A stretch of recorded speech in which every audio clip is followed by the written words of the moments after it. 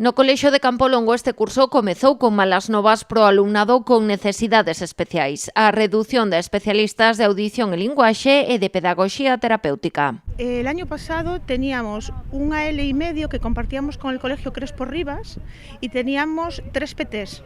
Este año han recortado el apoyo y tenemos una AL y 2 PTs.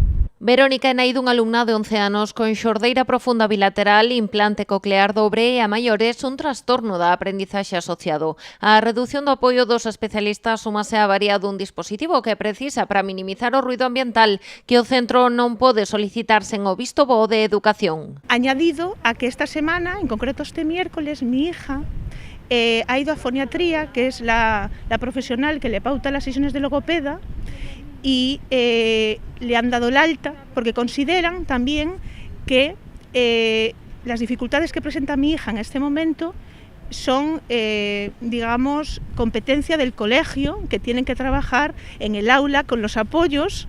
O sea que ya é sangrante. Unha situación difícil que xa se está a notar no seu proceso de aprendizaxe. Ella sí lo nota porque ya está acostumbrada a trabajar mucho y al final al recortarlo un poco, pues sí, y este año lo está pasando realmente mal. A filla de Verónica tan só unha dos 43 alumnos do colexio afectados por este recorte, pequenos con discapacidades ou necesidades de apoio que non están cubertas. Como una niña que tiene un problema visual grave, prácticamente de un ojo no ve y del otro malamente, que la han operado hace poco incluso, que le han recortado la PT de 5 a 3.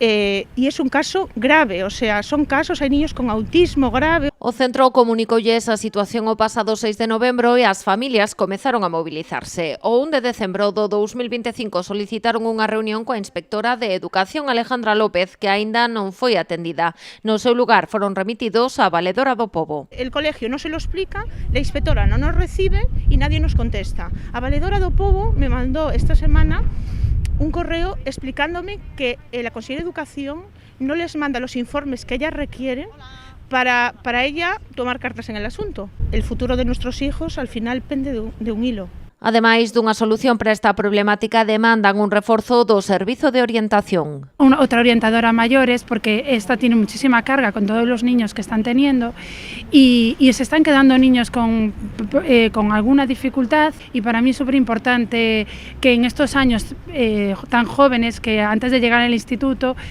pues pudieran tratarse, y no se está haciendo. Hoxe movilizaronse as portas da Delegación da Xunta en Pontevedra. Co gallo do Día de San Valentín repartiron adhesivos con forma de corazón para reclamar a reunión coa inspectora. Unha protesta que repetirán a vindeira semana para seguir exixindo unha explicación e a recuperación deste apoio clave para os seus fillos.